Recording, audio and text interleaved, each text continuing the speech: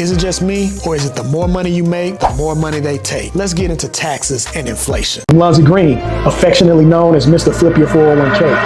I help people build holistic financial strategies using their retirement plan, their cash value life insurance to pay off debt, become investors, get paid for life, and retire comfortably. Welcome to From 401k to Freedom. I've been in corporate for a while now. I've been in the financial industry. I've worked up the corporate ladder. I'm six figures. I'm thinking, hey, look, I done made it to the mountaintop. I'm free at last.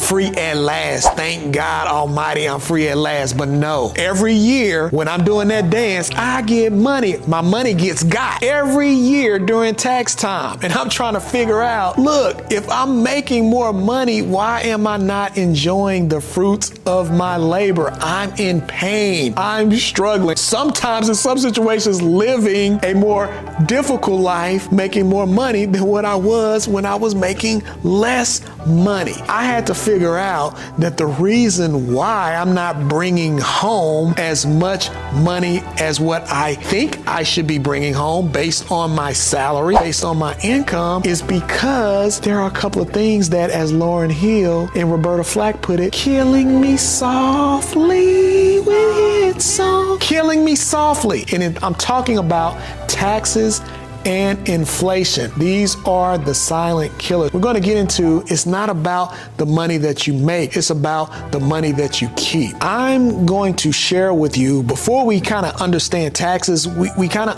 have to understand the three different buckets that our money goes in from a tax perspective. We'll start out with the first bucket. The first bucket is tax now. And what do I mean tax now? It means that when you receive your paycheck, when you receive your income, there's taxes, income taxes, earned income taxes that come from that paycheck, that come from that income, is taken out of your paycheck, and then after that is being deposited in a checking and savings account. That's what's called tax now. The second bucket, which is referred to as the tax later bucket, where we get into our employer retirement plan, like our 401k, our 403b. We're putting money in before any taxes are taken out. So we're what's called deferring the taxes. We're allowing our money to grow over time while we're working without paying the taxes. However, when it's time to retire, or when we leave the employer and we want to pull the money because we didn't pay the taxes on it while we were having it taken out of our paycheck to go into those plans,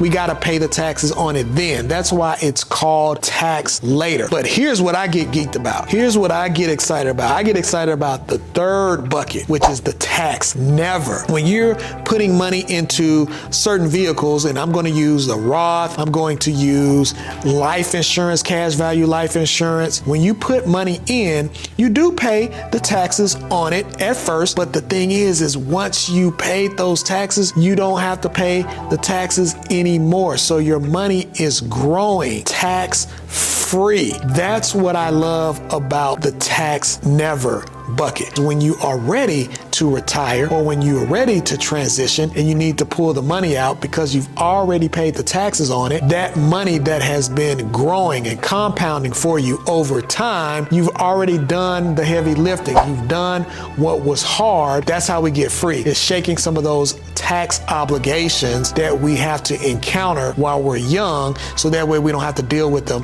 while we're old. So those are the three buckets: tax now, tax later, tax never again. Let me talk about inflation, because we refer to inflation as the silent killer. Inflation is basically the rise of goods and services. For example, one year you went into the grocery store and the dozen of eggs was $3.99, and then the next year you go into the grocery store and those same eggs, same dozen of eggs, are now $6.99. That's inflation. That's the rise of goods and services. And guess what? If you're not getting paid more, basically what inflation is doing is lowering your purchase power. Let's just say you have $100. Your $100 may be valued at $100 today, but 5 years from now, or maybe even shorter, due to inflation, that same $100 that you had 5 years prior is now only worth $80. So your purchasing power is gone.